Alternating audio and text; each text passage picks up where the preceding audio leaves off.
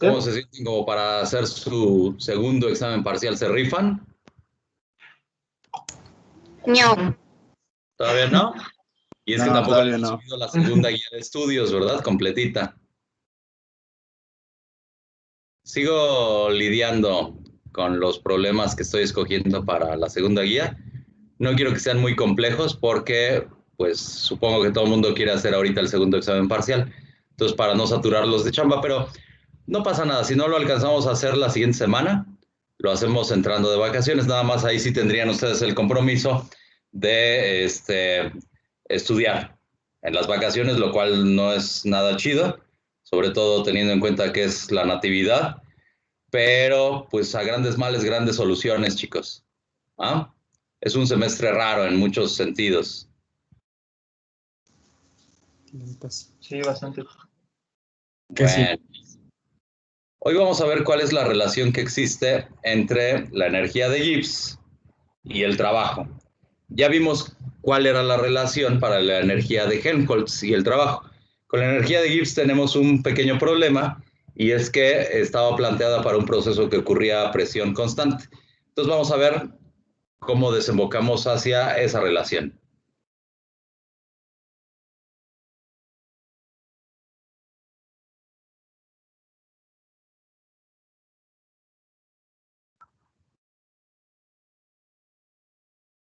Se pretende encontrar la relación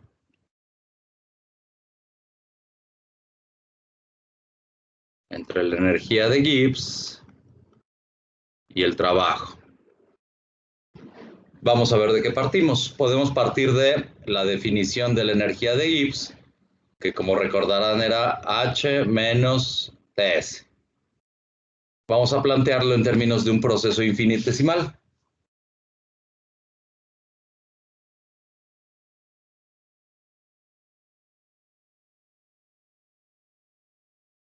Simplemente tendría los cambios infinitesimales, ¿no? Entonces la G se convierte en dG, la DH se convierte en DH y el producto TS se convertiría en menos el producto TDS menos el producto SDT.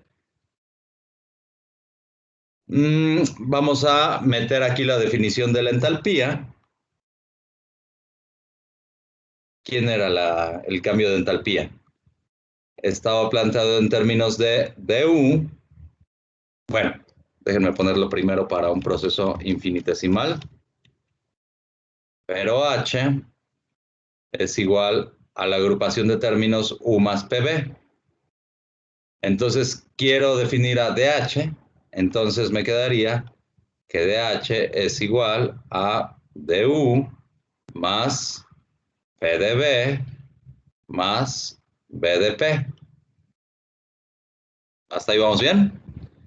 Meto esa expresión, entonces en la expresión que define al cambio la energía de Gibbs. Déjenme meter de una vez otras dos. Además de la primera ley, yo tengo que el cambio, la energía interna, es igual al calor más el trabajo.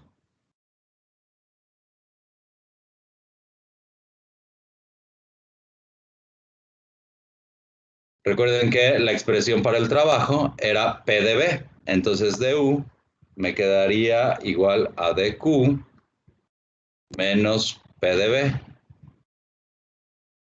Y de la definición de entropía, yo tengo que el cambio en el calor reversible, de hecho ahorita ya no lleva la crucecita porque ya sería un proceso finito.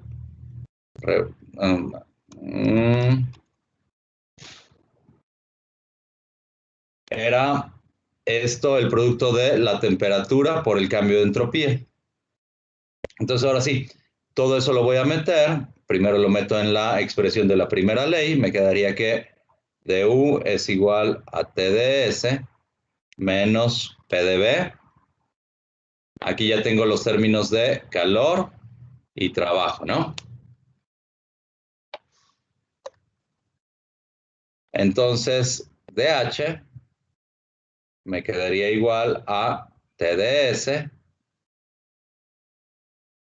TDS menos PdB más PdB, esas dos se cancelan.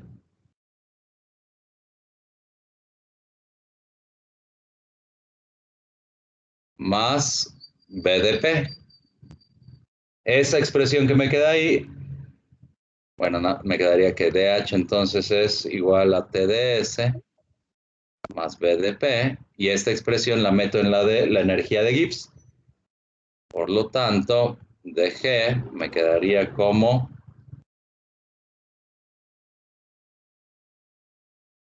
TDS más BDP menos TDS, ya tengo con quién cancelarla, menos SDT.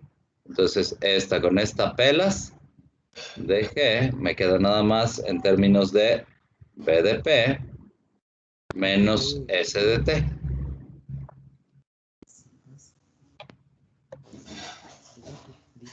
Profe, hay alguien ¿Sí? esperando en la sala, creo. Héctor Emilio. Gracias. Porque si no va a seguir enchinchando.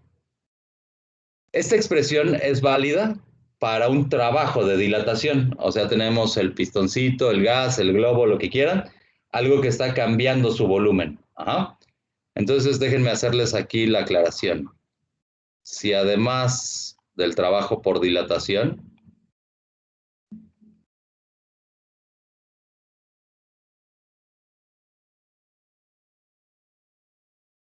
existen otras clases de trabajo, por ejemplo, el trabajo eléctrico en una reacción redox, lo que sea.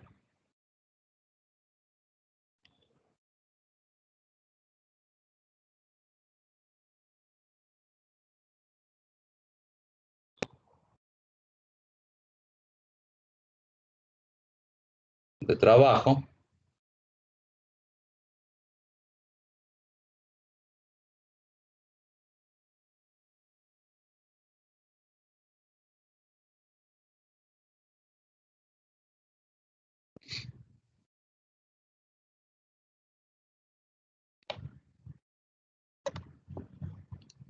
Tendría yo que la expresión se convierte en du,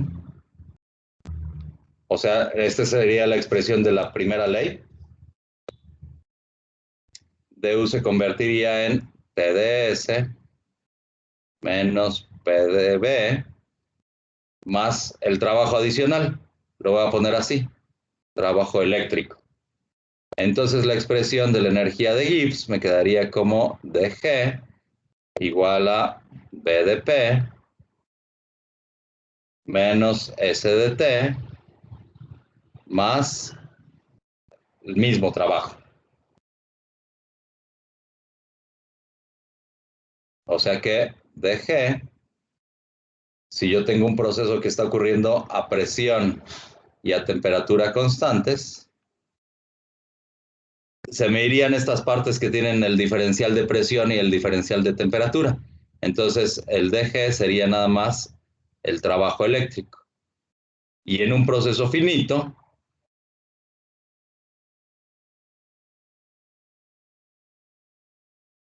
yo tendría que delta G es igual al trabajo eléctrico. Esto es el trabajo máximo que se puede obtener del sistema.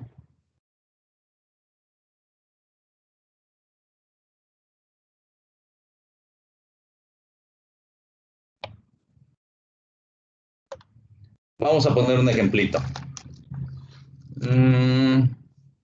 Dice,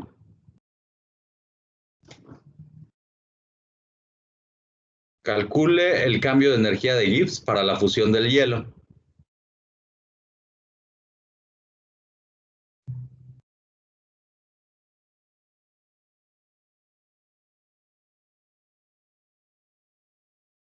En tres condiciones.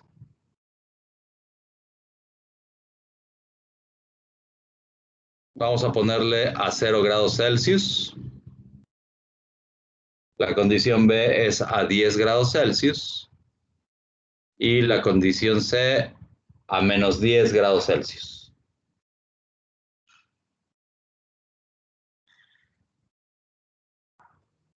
si la entalpía de fusión para el agüita de coco es de 6.01 kilojoules por mol y su cambio de entropía asociado a la fusión es igual a 22 joules por Kelvin. Vamos a suponer que no hay dependencia de la temperatura. Como vamos a ver después, bueno, ya sabemos que el delta H sí depende de la temperatura y que el delta S también. Vamos a ver en un momentito que delta G también es función de la temperatura, pero ahorita vamos a suponer que no lo son.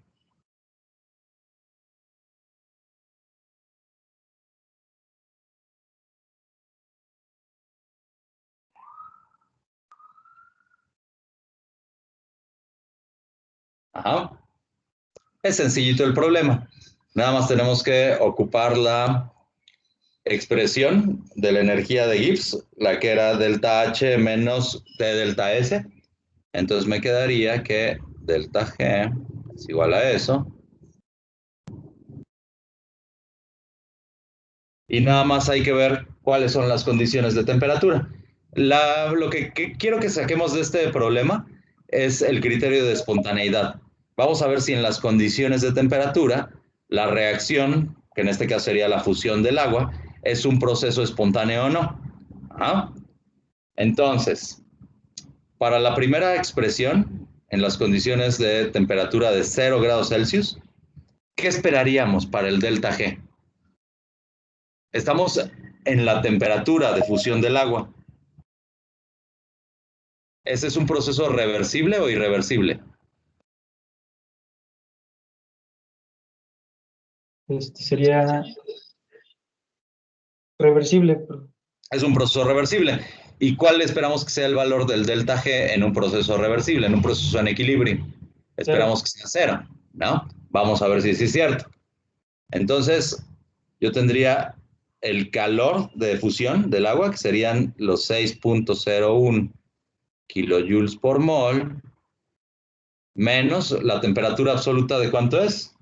Es de 273 Kelvin, ¿no? Y eso multiplica al cambio de entropía, que serían los 22 joules por Kelvin. Pero el cambio de entalpía lo tengo en kilojoules, entonces voy a convertir estos 22 joules por Kelvin a kilojoules. Tengo que dividir entre 1000, ¿no? Divido entre 1000, que sería la conversión de joule a kilojoule. ¿Cuánto me da esto?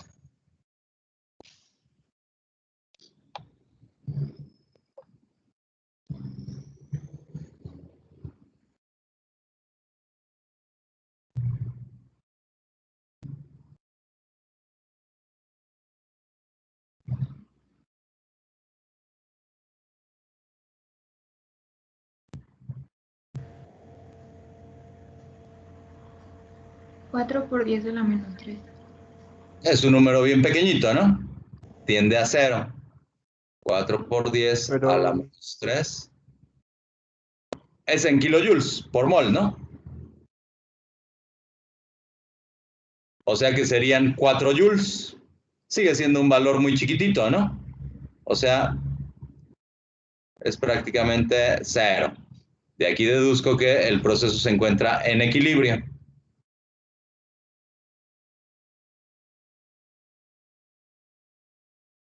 ¿Alguien tenía un pero por ahí? Bueno, sí, de que pues era por 10 a menos 3, pero eran kilojoules, que eran 4 joules. Pues sí. Acuérdate cuál es el valor de una caloría. Es de 4.18 joules, ¿no? Sí. O sea, sería una energía como de una caloría. ¿Cuál era la definición de caloría? Era la energía que hacía falta para calentar 1 gramo de agua, 1 grado Celsius, ¿no? En un intervalo que va de los 15.5 grados Celsius a los 16.5. O sea, es la energía suficiente para levantarle 1 grado a 1 gramo de agua. Es una energía muy pequeñita. Prácticamente estamos en el equilibrio. ¿Sale? Vamos a ver qué ocurrirá a 10 grados Celsius. El delta G sería igual a ver, nada más cámbienle aquí el valor de temperatura por el de la temperatura ambiente. No, por la temperatura de 10 grados Celsius. Serían 283 Kelvin. Y díganme cuál sería el valor del delta G.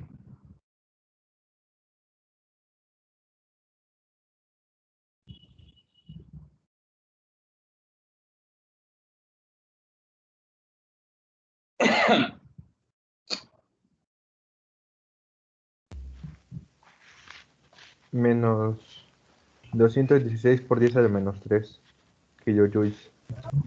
216 por 10 a la menos 3 kilojoules.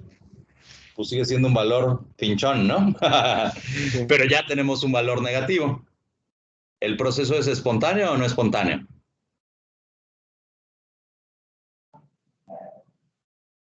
Es- ¿Espontáneo? Es espontáneo. ¿Sí están seguros el valor de arriba? Sí, ¿Sí da ese 4.4 por 10 a la menos 3? sí. Sí, profe. Tendría que tender más a 0. Bueno, este también está chiquito, pero de hecho es más chiquito, ¿no? Es de 216 por 10 a la menos 3, 2, 4 y el otro es de 4, ¿no? Kilojoules. Pues sí está bien chiquitito también. Bueno, lo que pasa es que estamos a 10 grados Celsius, sigue siendo una temperatura bajita, ¿no? Sin embargo, ya empieza a favorecerse que el hielo se derrita. Lo contrario, esperaríamos que ocurriera a menos 10 grados Celsius, que tuviéramos un valor positivo, ¿no? De acuerdo con esta escala de temperaturas que estamos manejando, también esperaríamos que fuera un valor pequeñito. De hecho, sería contrario, ¿no? En el espejo. A mí me dio 0.224. Ajá. Pero es en kilo. Pero es en. Sí, es lo mismo, ¿no? Bueno, 224, 216 es prácticamente lo mismo. Lo que pasa es que a lo mejor su compañero le puso el punto 15, ¿no? De la temperatura en Kelvin, ¿no? Ah, me refiero en el menos 10. En el menos 10. A ver otra vez. Me da En el menos 10. Ok, ya. 0.224. El delta G es positivo, ¿no? 224. 0.22 kilojoules por mol, ¿no? Es casi lo mismo, nada más que opuesto. Este sería un proceso no espontáneo. O sea, si yo tengo un cubo de hielo en la mano a 10 grados Celsius, el cubo se va a derretir. Si yo lo tengo a menos 10 grados Celsius, no se derretiría. Sería un proceso no espontáneo. ¿Va?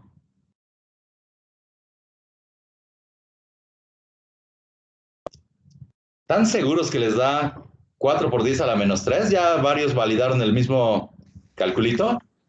Sí, profe. Pero es ¿Sí que les- no es kilojoules, ¿o sí, profe? Sería solamente joules. Ajá. Mm, o sea, son 4 joules, ¿no? ¿A Ajá. eso te refieres? Sí. Sí, pues es lo mismo que poner 4 por 10 a la menos 3 kilojoules, ¿no? Ah, ok, cierto. Disculpe. Era Kelvin, perdón. Pero me preocupa que sea un valor pues, tan diferente de 0. Sí está chiquito, pero es diferente de 0. Tendría que tender a 0. Bueno, está bien. Déjenme ver dónde podría estar la falla. Bueno. Si yo les preguntara algo así en un examen, antes de hacer el cálculo, respóndanme que esto es 0, ¿no? Si estamos ante el punto de transición de fase, quiere decir que es un proceso reversible. Y entonces cualquier proceso reversible o en equilibrio tiene que conllevar un delta G idéntico a 0. Ok.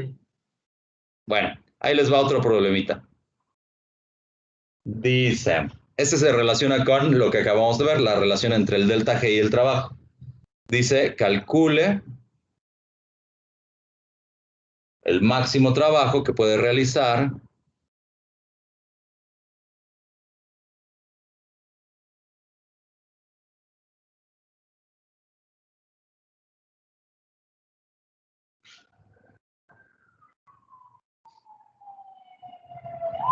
ya sé dónde está la falla. Bueno, la falla tendría que estar en estos dos, porque estamos considerándolos como independientes de la temperatura y son dependientes de la temperatura, pero este me tendría que seguir dando 0. Ahí es donde está la inconsistencia. Bueno, quién sabe. Ok, calcule el máximo trabajo que puede realizar un mol de metano en una celda combustible.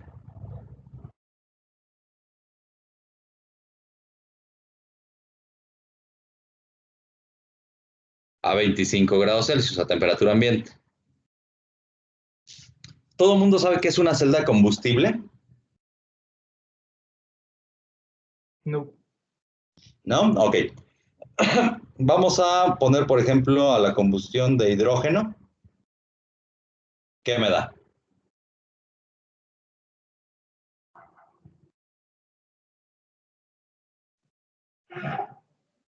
¿Qué me da esta reaccióncita, chicos?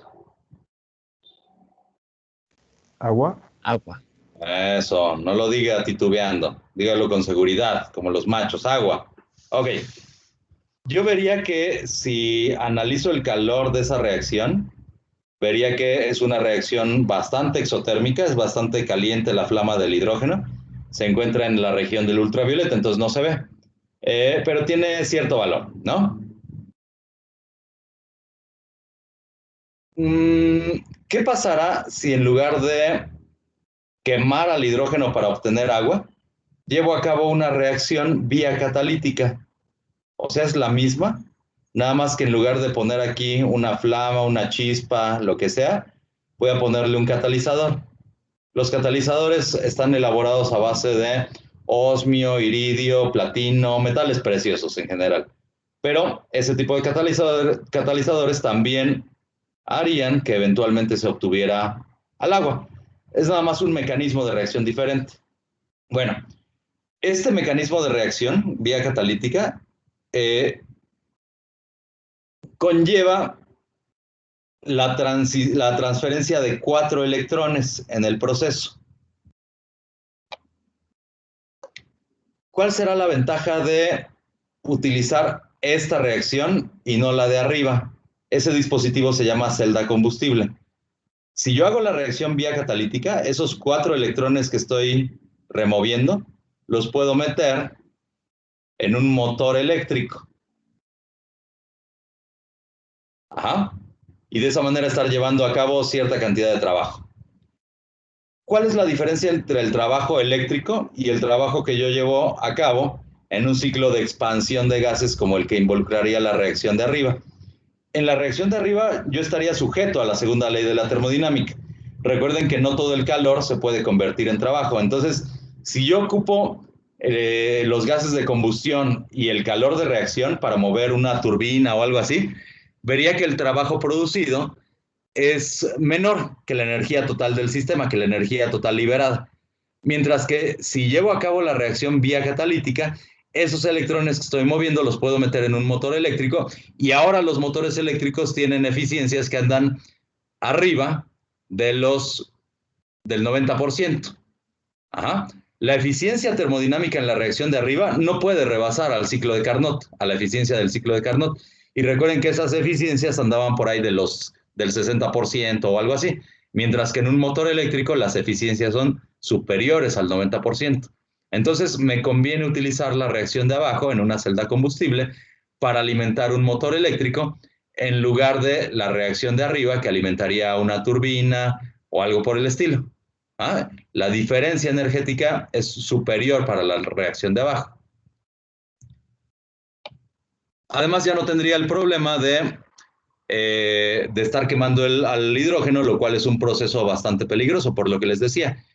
la flama está en la región del ultravioleta. Entonces, si el hidrógeno se empieza a quemar, lo cual es bastante fácil, solo hace falta que se alcance un 4% en volumen atmosférico para que el hidrógeno entre en ignición. Entonces, si ustedes trajeran un coche de hidrógeno y tienen una pequeña fuguita, si su compañero, su copiloto se pone a fumar o algo así, pueden irle diciendo adiós a la vida porque, en primer lugar, no se van a dar cuenta de que eso se está quemando por la flama que se encuentra en el ultravioleta. Y además, pues es una combustión bastante óptima, ¿no? O sea, nada más se alcanza el volumen del 4% y se empieza a quemar el hidrógeno. Comparen con un motor de gas LP en el que la mezcla para la explosión tiene que ser superior al 40% de volumen atmosférico. Es más peligroso trabajar con hidrógeno que con gas licuado de petróleo. Entonces, el trabajarlo en una celda combustible me ahorra muchísimos problemas de seguridad, ¿ok? De la misma manera que ahorita estoy haciendo la reacción catalítica del hidrógeno para obtener agua, podría llevar a cabo la reacción catalítica del metano para obtener CO2 y agua también en una celda combustible. Ahí lo complicado nada más sería diseñar al catalizador que me llevara a cabo la reacción vía catalítica, ¿va? Pero bueno, la reacción en cuestión sería CH4 en fase gaseosa que reacciona con oxígeno. Hacen falta 2 equivalentes químicos de oxígeno, también en fase gaseosa. Entonces, mediante la acción de un catalizador, se obtiene CO2 en fase gaseosa más agüita de coco. 2H2O en fase líquida. De las tablas que hemos estado viendo, podemos obtener el cambio de entalpía de esa combustión. Es el calor de reacción, es de menos 890.3 kilojoules por mol. Y el cambio de entropía, estamos suponiendo una temperatura ambiente. Entonces, eso también lo podemos conocer de tablas. El cambio de entropía corresponde a menos 242.8.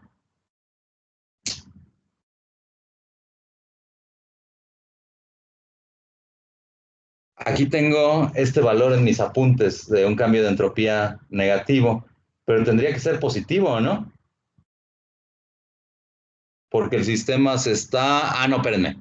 Sí es negativo porque el sistema se está ordenando. Estoy pasando de gas. Aquí tengo 3 equivalentes químicos en fase gaseosa.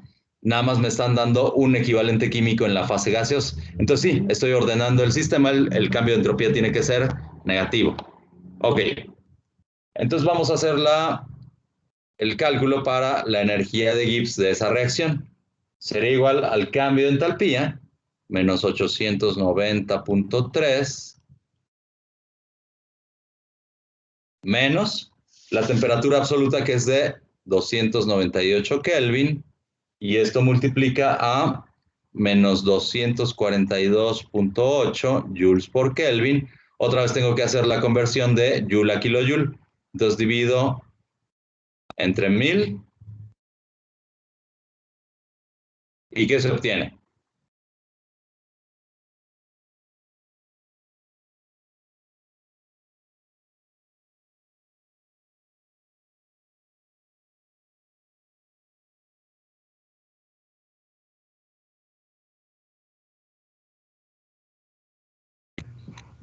Me dio menos 817.94. Sería kilojoules por cada mol. Fíjense, en este caso es menor la cantidad de energía que se puede convertir en trabajo. Es menor que la cantidad de calor de reacción. El calor de reacción es casi 900 y nada más puedo convertir en trabajo menos 817 kilojoules, perdón. Este trabajo de aquí, bueno, esta energía libre de Gibbs, se puede equiparar al trabajo eléctrico que puede producir la máquina utilizando la celda combustible. Ajá. Mientras que si eso lo ocupara, les digo, para una máquina térmica, como las que hemos estado viendo, veríamos que es muchísimo menor la cantidad de energía, la cantidad de calor que se convierte en trabajo. ¿Sale? Ok. Profe, una pregunta. Sí, dígame. Entonces, los 890.3 kilojoules serían la suma del CH4 y del oxígeno, ¿verdad? A ver otra vez. Ah, los 890.3 kilojoules Ajá. sería la suma, pero de toda la reacción, ¿verdad? Como lo habíamos visto en las tablas.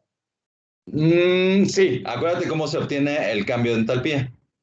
El cambio de entalpía es la suma del coeficiente estequiométrico por los calores de formación, por el delta H de formación en condiciones estándar de los productos, menos lo mismo, pero de los reactivos, ¿no?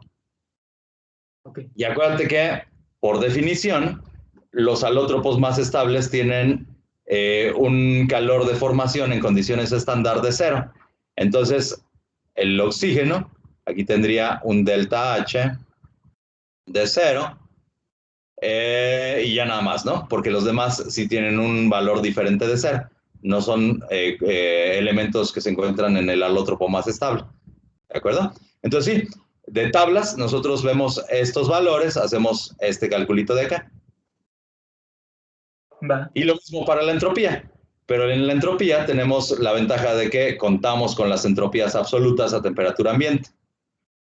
Entonces igual le hacemos el cambio de entropía es igual a las entropías de los productos menos las entropías de los reactivos. De hecho, a eso quería llegar ahorita, a definir el delta G de formación en condiciones estándar. Eso se conoce como delta G, F, y le ponemos aquí el cerito que involucra las condiciones estándar. ¿Va? Se obtiene de la misma manera.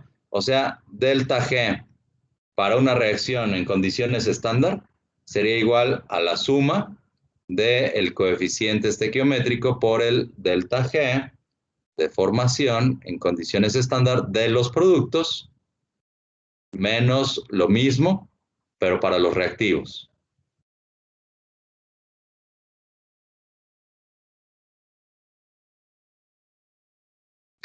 Y aquí voy a auxiliarme de lo mismo que veíamos para la entalpía. Por definición, el delta G de formación del alótropo más estable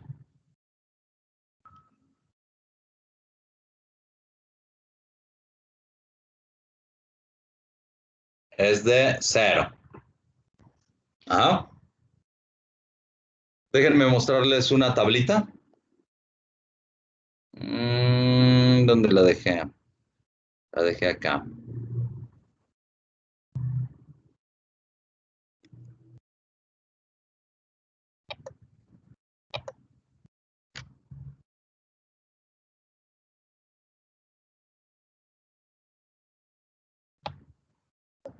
Chirrián.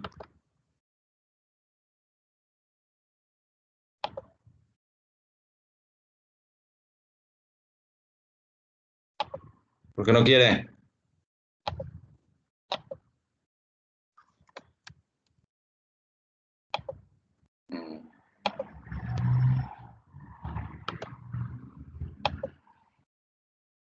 A ver, déjenme agarrarlo de aquí de Paint.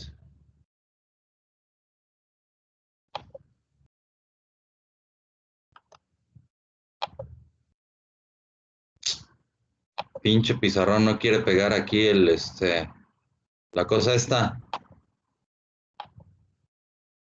A ver, déjenme. ¿Por qué no abre la herramienta de recortes de Windows? Me da flojera. A ver. Déjenme agarrarla de aquí.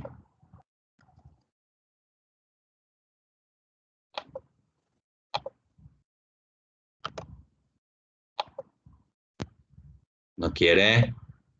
Bueno, sí, ya lo puso. Desapareció. Ahí está. Aquí están las energías de Gibbs de formación de algunos compuestos de utilidad en la ingeniería. Aquí no sé por qué le pusieron el grafito, porque pues ya sabemos que como es el alótropo más estable, tiene que tener un valor de 0. Pero sí existe, por ejemplo, el carbono diamante. Fíjense que tiene un valor positivo. Eso quiere decir que para obtener diamante a partir de grafito yo tendría que estar invirtiendo energía. El proceso sería no espontáneo. Fíjense en este valor del CO2. Es un valor muy negativo, menos 137. Y, de hecho ese es el del monóxido de carbono. Fíjense en el del CO2 es todavía más negativo, menos 394. Y el del agua, menos 228. Por eso es que las combustiones son procesos tan espontáneos, ¿no? O sea, yo paso de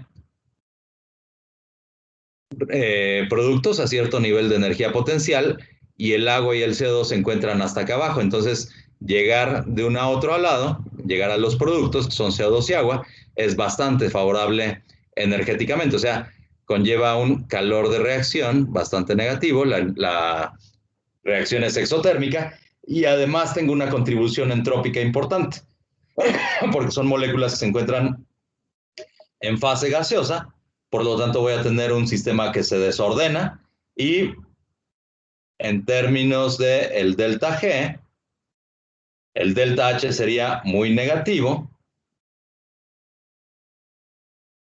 y el delta S sería muy positivo. No sé por qué lo estoy escribiendo así. O sea, delta G sería igual a delta H menos T delta S. Este sería muy negativo, este sería muy positivo, pero al multiplicarse por este menos, me da un término también negativo. Entonces, en resumen, este delta G sería...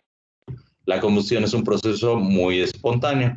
Y entre más negativo sea el delta G de formación de los productos de combustión, voy a ver que la reacción es muy favorecida, es muy espontánea. Vamos a ver este otro, el SO2, dióxido de azufre, también está bien abajo en la superficie de energía potencial. Lo mismo el trióxido de azufre, aunque los hidrocarburos derivados del petróleo traigan contaminación por azufre, se quema, se obtienen los óxidos de azufre, entonces la reacción sigue siendo muy espontánea. La obtención del metano no es tan espontánea, ¿no? O sea, a partir de hidrógeno y carbono, grafito, no es tan espontánea, pero a la hora que se quema, que se obtienen CO2 y agua, esa reacción sí es bastante espontánea. Veamos, por ejemplo, este es el acetileno.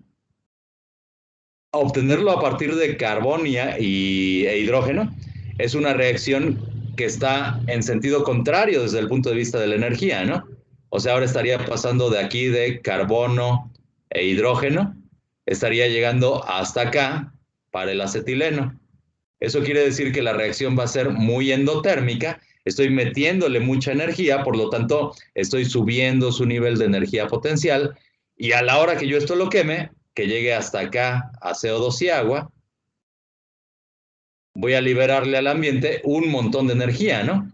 Por eso es que la combustión del acetileno involucra una flama muy caliente. Se utiliza para cortar metales como el tungsteno, el paladio, que tienen puntos de ebullición que andan, puntos de fusión, que andan por ahí de los 3000 grados Celsius o más. Hace falta muchísima energía para cortarlos. Y aquí hay algunos otros de interés. Por ejemplo, está la glucosa, está la sacarosa, el amoníaco. Obtener amoníaco tampoco es tan costoso energéticamente, ¿no? Y así. Entonces, estos valores de esta tablita nos van a ser muy útiles para calcular las energías de formación de diversos compuestos. ¿Sale? ¿Dudas acerca de esto, chicos? Solo tenemos que ocupar la expresión que puse aquí arribita para calcular si una reacción ocurre de forma espontánea o no. Me puedo servir de esos valorcitos. Hay veces que no están a la mano esos valores. Entonces hacemos lo que vimos en el primer problema, sería a partir de los datos de entalpía y de entropía absoluta. De esa manera ya podemos calcular el cambio de energía de Gibbs para la reacción en cuestión. ¿Va que va? Sí, profesor. Ok, ¿Todo es duda o todo es claridad? claro, todo. Bien, entonces. Vamos a ver entonces ahora cuál es la dependencia de la energía de Gibbs con la temperatura.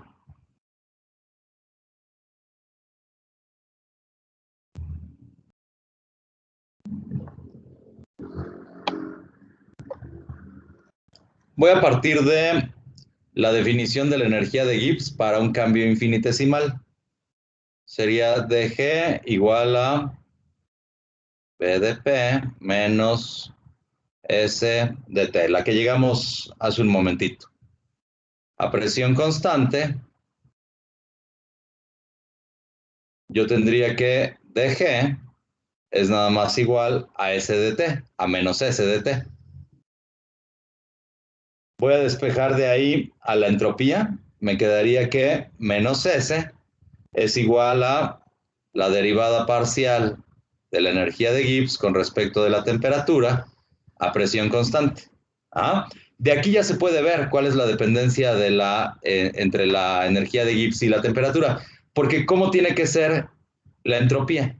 La entropía no puede ser negativa, tiene que ser positiva.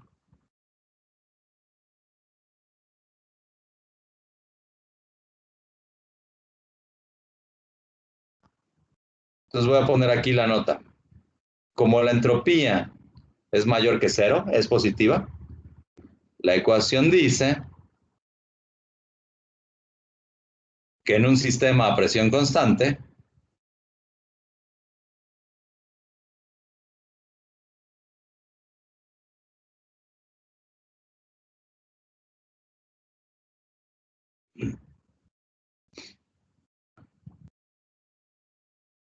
la energía de Gibbs disminuye.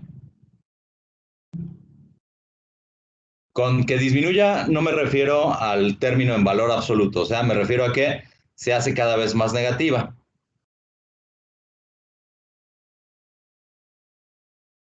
O sea, el proceso se vuelve más espontáneo. Se hace más negativa con el incremento de temperatura.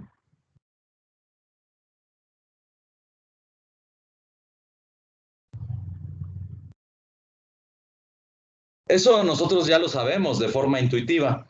¿Qué pasa, por ejemplo, cuando se llevan su celular a un clima muy... La batería se descarga luego, ¿no? No quiere decir que se descargue, quiere decir que no tenemos la temperatura suficiente como para que se lleve a cabo la reacción electroquímica de la cual estamos extrayendo energía. Y es más, por ahí existía hasta la leyenda urbana de que cuando las pilas se agotaban, uno las tenía que meter a hervir y cosas por el estilo, ¿no? Es una leyenda urbana, pero lo que sí sabemos es que cualquier reacción electroquímica se fortalece si tenemos un valor más elevado de temperatura. Entonces, las personas que practican el alpinismo, cuando traen radios, walkie-talkies, teléfonos celulares, etcétera, lo tienen que guardar bien cerquita de su corazón. En general se lo ponen dentro de la chamarra, porque de otra manera la reacción no se llevaría a cabo. ¿Ah? Y lo vemos para muchas otras cosas. Simplemente el disolver azúcar en agua. ¿Cuándo es más fácil que el proceso se lleve a cabo de forma espontánea? ¿Cuando el agua se encuentra caliente o cuando se encuentra fría? Caliente. Caliente. Cuando se encuentra caliente, la solubilidad es función de la temperatura, ¿no? Entonces, cualquier proceso se va a convertir en más espontáneo si la temperatura se incrementa. Por eso es que siempre decimos que la velocidad de reacción es una función, sobre todo de la temperatura, pero también de la presión. Vamos a ponerlo esto en términos de probabilidad. ¿Qué es una reacción química? Son dos moléculas que se están encontrando, están chocando con la suficiente energía cinética como para que se produzca un cambio químico. Si eso yo lo veo en mi diagrama de energía potencial, vería que los reactivos pasan a productos una vez que vencen esta energía de activación. ¿Esta energía de activación quién es? Justamente es la energía cinética que hace falta para el choque de las dos partículas, ¿no? Si chocan con la suficiente energía cinética, entonces paso de reactivos a productos. En este caso tengo una reacción exotérmica, libero al ambiente cierta cantidad de calor. Ajá. ¿Cuándo es más fácil que la reacción se lleve a cabo en términos de presión? Recuerden que la presión depende de la concentración, depende de la cantidad de sustancia, ¿no? Si yo incremento la cantidad de sustancia, entonces también estaría incrementando el número de choques por unidad de superficie que me definen a la presión. Y si eso está ocurriendo, entonces también estoy favoreciendo la probabilidad de que una molécula de reactivos se encuentre con la otra y entonces llegue al lado de productos, ¿no? Entonces la presión, un estado de alta presión, también favorecería a una reacción química. ¿De acuerdo? Sí, ¿Vamos bien, chicos? Ok. sí, perfecto. Déjenme partir de esta última expresión.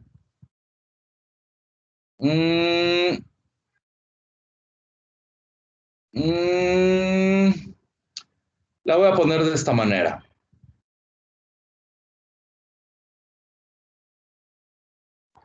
G me quedaría como H más la temperatura que multiplica a la derivada parcial de la G con respecto de la temperatura a presión constante. Es lo mismo que estoy tratando arriba, o sea, estoy viendo cuál es la dependencia de la G con la temperatura. Ajá. Déjenme multiplicar esta expresión por el cuadrado de la temperatura.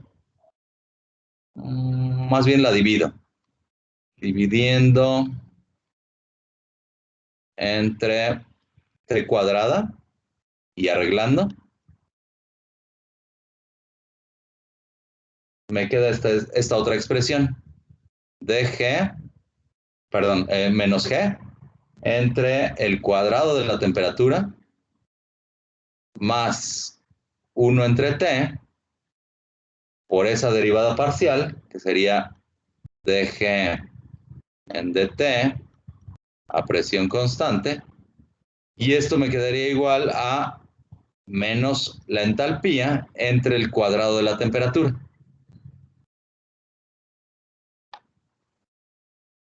Ajá. Ahora, este término que tengo acá es la derivada parcial de gt con respecto de la temperatura. Déjenme ponerlo así.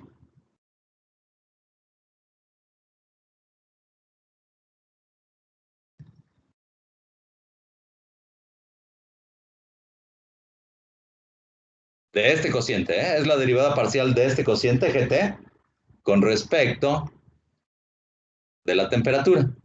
Entonces, puedo expresar esa ecuación de arriba en esta forma, como que la derivada parcial del cociente gt, de g entre t, con respecto de la temperatura a presión constante, es igual a menos g entre t cuadrada más 1 entre t.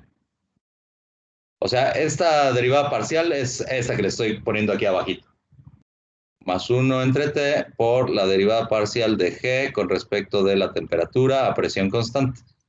Entonces, puedo rearreglar la expresión a que tenga esta forma. Me quedaría que la parcial de g entre t con respecto de la temperatura a presión constante es igual a menos la entalpía entre el cuadrado de la temperatura. ¿Ah? Esta expresión no la vamos a revisar ahorita. Váyanla enmarcando y la ponen en el refrigerador. La vamos a utilizar más adelante. Se llama ecuación de Gibbs y Helmholtz.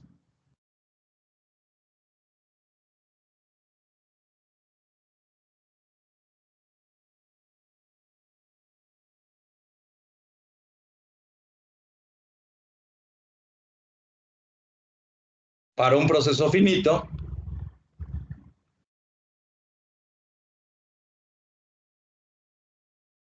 pues nada más hay que cambiar los signos de la diferencial por deltas, ¿no? Entonces me quedaría que la parcial de el delta G entre la temperatura con respecto de la temperatura a presión constante es igual a el cambio de entalpía entre el cuadrado de la temperatura.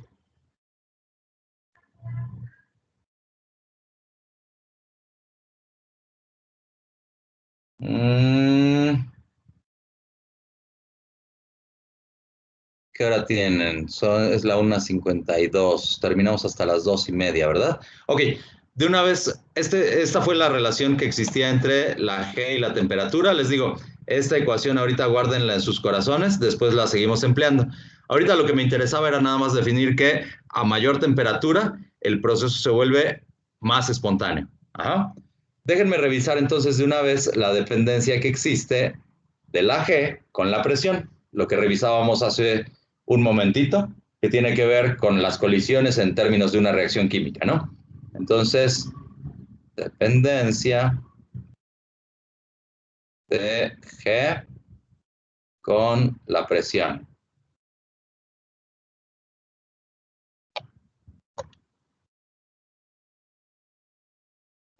Vamos a definir al proceso a temperatura constante.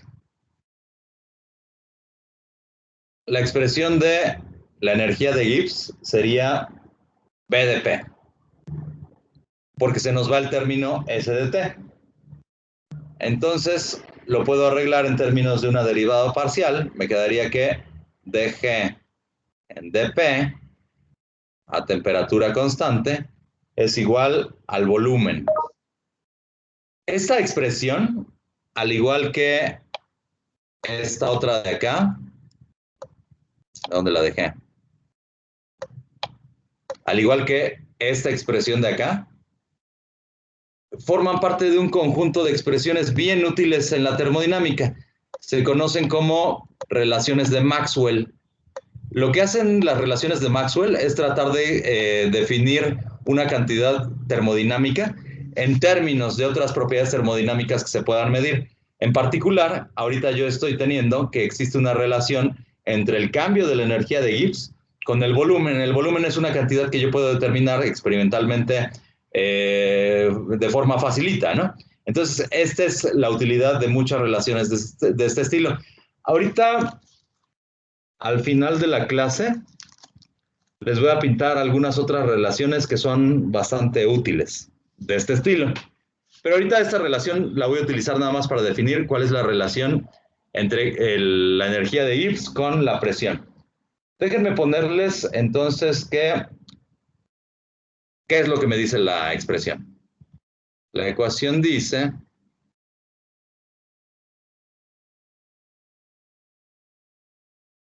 el volumen tiene que ser un término mayor que cero. No puedo tener un volumen negativo.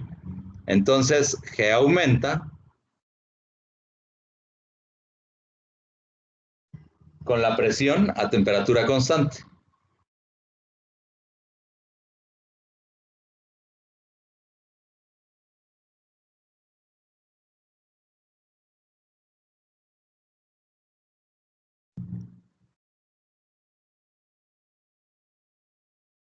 Vamos a definirlo esto en términos de un proceso que va de un estado inicial a un estado final.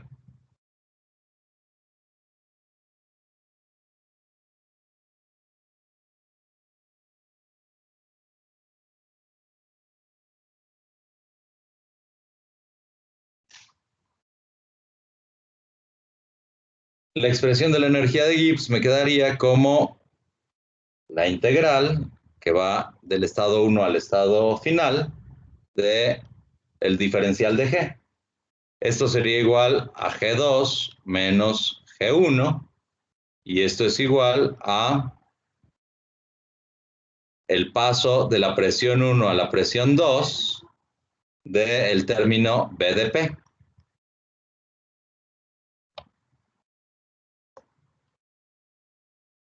Para un gas ideal,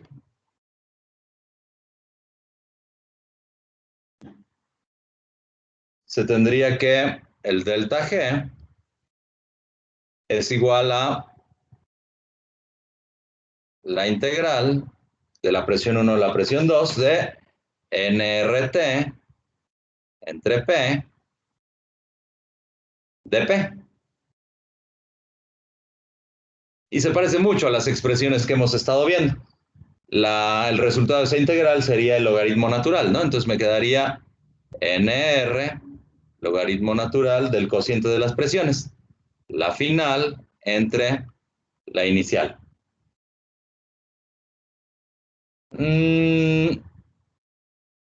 Vamos a ocupar un estado de referencia que sería el de la presión barométrica a un bar. Eso me va a ser muy útil más adelante. O sea, quiero ver qué tanto cambia la energía de Gibbs si la comparo con la energía de Gibbs a la presión de un bar, a la presión de referencia. Entonces, para P1 igual a un bar, ¿qué tendría yo? Tendría que la G del estado final, la G de cierta temperatura, de cierta presión a la que yo quiero llegar, es igual a la G del estado de referencia, la G que está ocurriendo a un bar, más el término NR, logaritmo natural, de la presión a la que quiero llegar entre la presión de un bar. ¿Ah? O sea, la energía de Gibbs va a ser diferente en este término, a cierta presión mayor que la presión de referencia. Dicho de otra manera, podría yo poner que la G... a ver, déjenme ver, espérenme.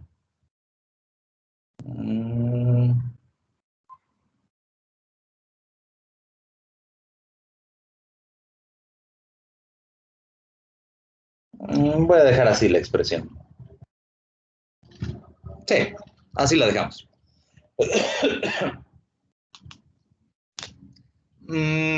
Es que hay otra expresión que me pone el texto de consulta, en el que dice que G es igual a G de la condición estándar más RT más nRT, logaritmo natural de lo mismo, de la presión entre la presión de un bar. Y hace la aclaración de que esta G solo depende de la temperatura.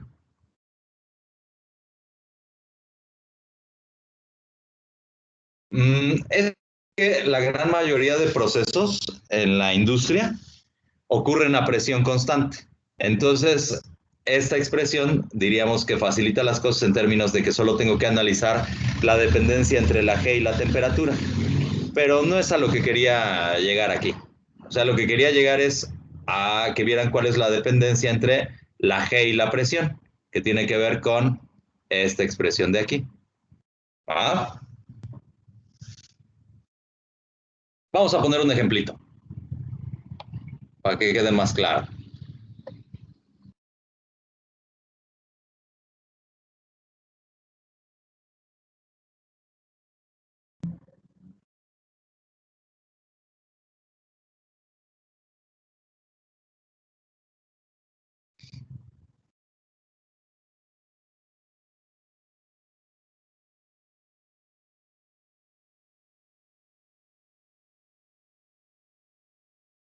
Mm, 1.5 bar, ajá. Se comprime isotérmicamente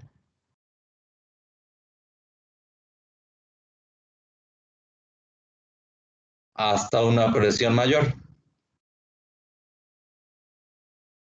690 bar. Y nos dicen que calculemos el cambio de energía de Gibbs del proceso. El delta G sería simplemente la expresión que vimos hace ratito. Sería la N, que es 0.59 mol, por la R, conviene utilizar la de 8.314 para obtener unidades del sistema internacional. joules por Kelvin mol por el logaritmo natural del cociente de las presiones, ¿no? Ahí la temperatura. Achirrión. Espérenme. Aquí me faltó una temperatura, chicos. nRT, logaritmo natural de eso.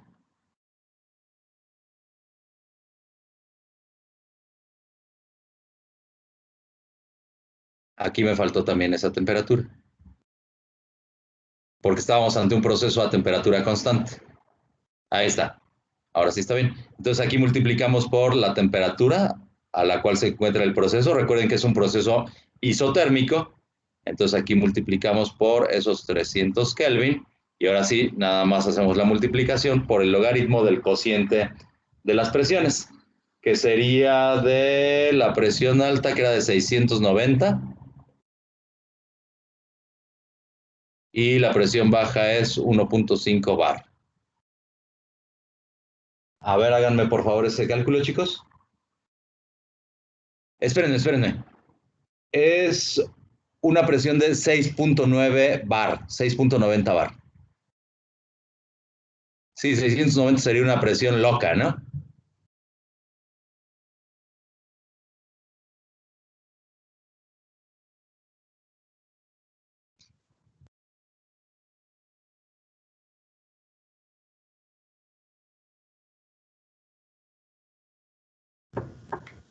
Me da 2245.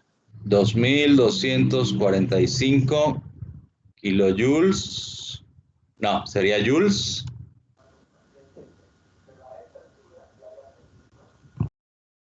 Joules por mol, ¿no?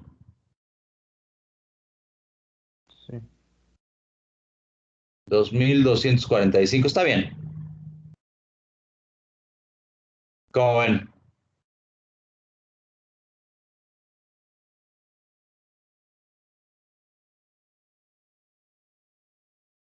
¿Ya vieron que es una cantidad positiva? Sí. ¿Cómo lo explican?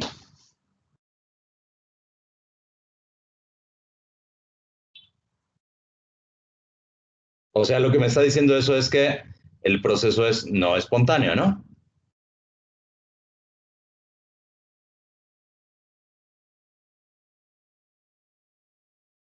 Exacto. Ajá. Tendría que ser negativo, ¿no? A ver, espérense. Son dos cosas bien diferentes. Ahorita lo que estamos haciendo es hacer que un gas se comprima desde un estado de baja presión hasta un estado de alta presión. Así, de puras barbas. ¿Es eso un proceso espontáneo? No, no son. Justamente por eso es que yo tengo un valor positivo. ¿Ah? O sea, si yo quiero hacer que el gas se comprima, tengo que aplicarle un trabajo. Por eso es que el proceso no es espontáneo. ¿Ah? Pero es algo muy diferente de lo que vimos para la reacción química. O sea, la reacción sí se volvería más espontánea ante un estado de alta presión, por lo que decíamos acerca de la frecuencia en las colisiones moleculares y todo lo demás. Pero son dos cosas diferentes. Ahorita nada más estoy analizando el proceso de comprimir un gas. Tiene que ser un proceso que me involucre invertir energía. No estoy hablando de lo que decíamos acerca de las reacciones químicas. ¿Va?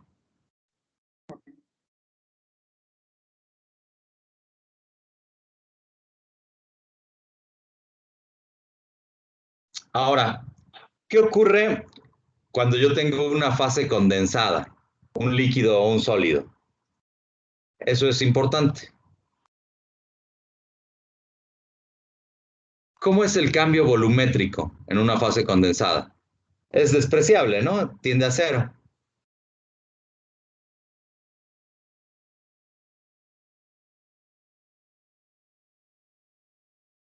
¿Y cuál era la relación a la que habíamos llegado? Era una relación en la que veíamos en la que veíamos cómo se comporta la energía de Gibbs con respecto del volumen. Si yo tengo una variación pinche del volumen, también esperaría una variación pinche de la energía de Gibbs, ¿no? Entonces podría decir que para una fase condensada, G es relativamente independiente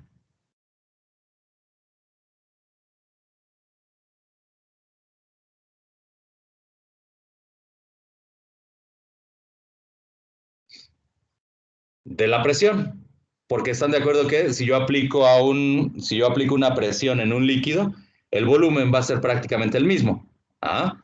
Entonces, G es independiente de la presión, debido a la incompresibilidad.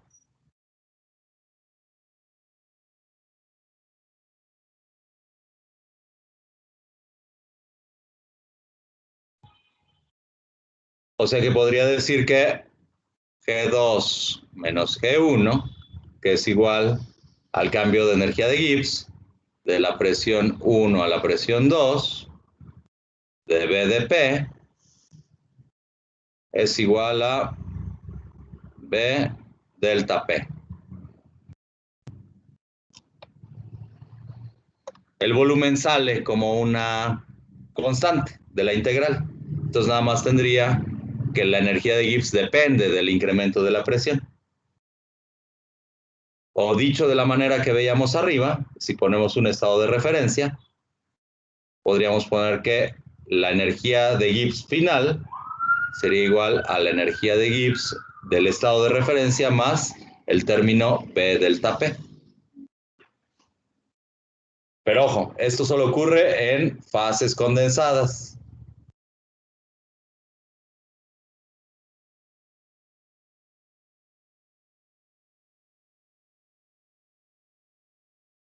¿De acuerdo? Bueno, déjenme terminar la clase poniéndoles esas relaciones termodinámicas de las que les hablaba hace un momentito. Van a ser bien útiles para que resuelvan los problemas de la guía.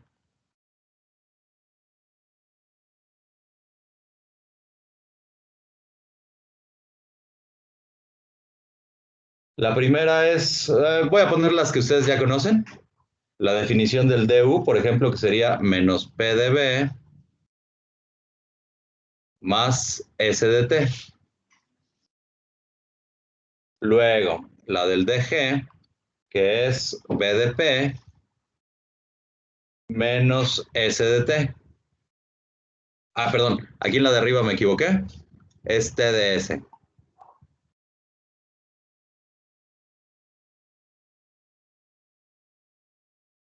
Luego el dH es igual a B de P más T de S. Y el dA de la energía de Helmholtz es igual a menos P de B menos S de T. Luego, están estas otras que se parecen a las que dedujimos en esta clase.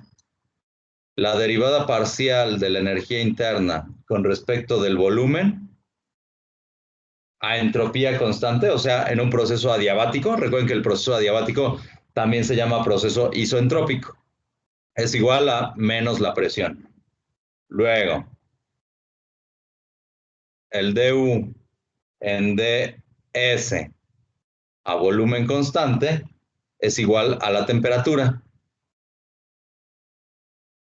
El dH en dp a entropía constante es igual al volumen y el dH en ds a presión constante es igual a la temperatura. Ahí ya tengo derivadas parciales de la energía interna y de la entalpía. Me sirven también las que tengan que ver con la energía de Gibbs, con la energía de Helmholtz, etc. Entonces, hay otra que está acá, que es la derivada parcial de la energía de Helmholtz con respecto del volumen a temperatura constante es igual a menos la presión. Otra vez la de Helmholtz, pero ahora con respecto de la temperatura a volumen constante es igual a menos la entropía. Y para la energía de Gibbs tengo que el dG en dP a temperatura constante, esto es igual al volumen y el dG con respecto de la temperatura a presión constante. Estas dos son las que vimos en esta clase. Este es igual a menos la entropía. Ok, y estas otras 4 se conocen como relaciones de Maxwell.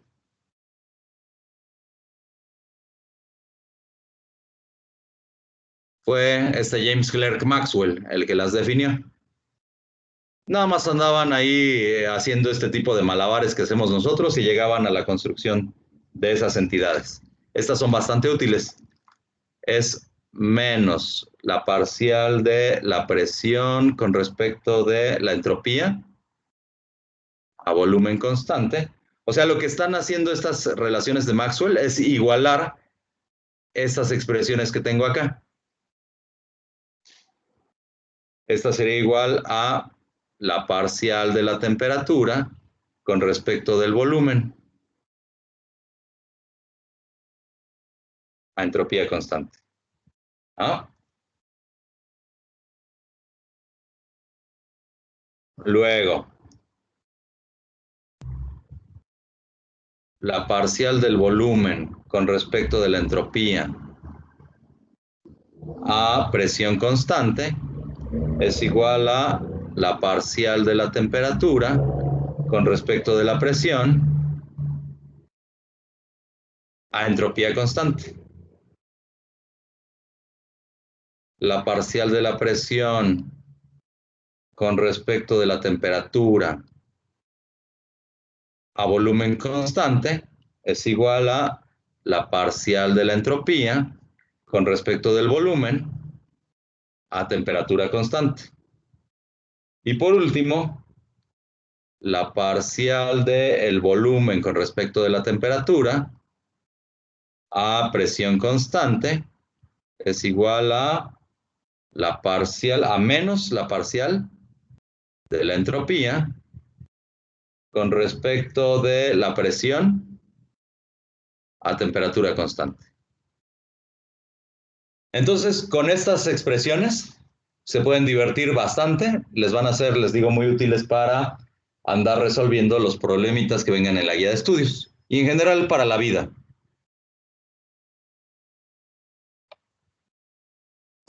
¿Dudas, chicos? Y una pregunta. Bueno, estas cosas, por favor, las relaciones de Maxwell y estas otras expresiones del lado izquierdo, pónganlas también en su refrigerador. Son muy importantes. Y ahí le dejamos. Profe, yo tengo una duda en la guía. Dígame. En el problema 6. Ajá.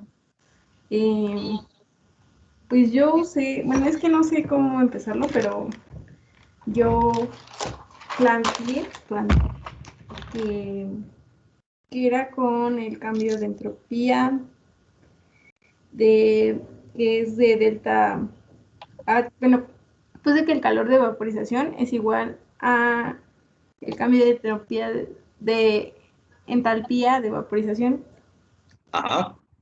Y usé como esa fórmula, pero no sé para qué nos ponen la presión. A ver, voy, espérame tantito.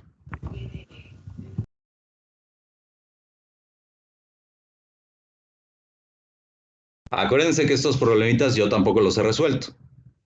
Entonces vamos a ver si encontramos luz al final del túnel. ¿Es el problema cuál me dijo? El 6. El 6. Vapor de agua, 2 atmósferas entran en un proceso cíclico para el cual... Ah, ok. Eso significa que no han leído. Bueno, déjenme ponérselos de esta manera. Para un proceso cíclico, Siendo el ciclo de Carnot, ¿no? así es. La relación calor entre la temperatura, la suma de todos esos pasos, sería equivalente a tener la sumatoria de los cambios de entropía para cada una de las partes del proceso, ¿no? ¿Y cuál sería la suma o el cambio de entropía para todo el proceso? Si es un proceso cíclico. Vamos a ponerlo en términos del desorden. Imagínate que tienes un pistón en el que estás llevando a cabo un ciclo. Vamos a pensar que el primer paso es el ciclo de expansión, ¿no?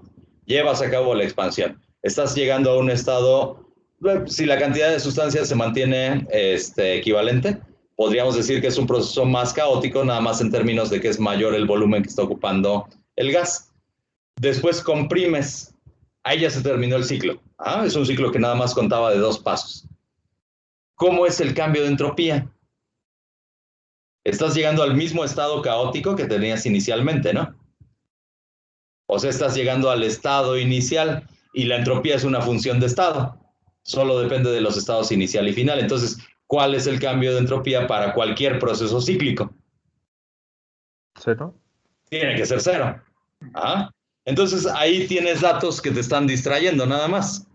Te ponen ahí la cantidad de sustancia, la chingada, pero lo único que tú tendrías que saber es que es un proceso cíclico y si te están cambiando el calor, si te están preguntando el calor, bueno, a ver, espérenme, entra en un proceso cíclico para el cual, sí, te están preguntando el cambio de entropía para todo el proceso, tú en automático tienes que saber que por ser función de estado, la entropía tiene que ser, el cambio de entropía tiene que ser 0.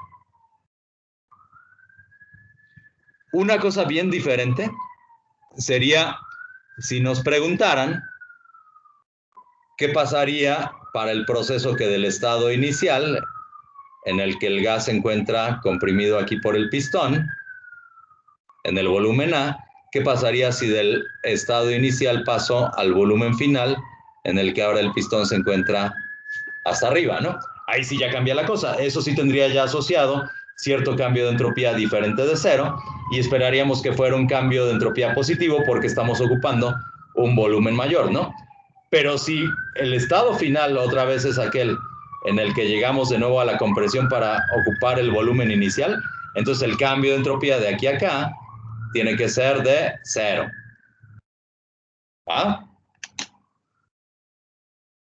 Vale. Acuérdense que los problemas son trampas, pero son trampas que inducen a la reflexión. ¿Sabes? De acuerdo. Órale, pues. Bueno, pues vámonos, chicos. Nos vemos el viernes. Órale, profe. Gracias, profe. Gracias a ustedes. Hasta luego. Nos vemos, profe. Nos vemos, profe. Hasta luego.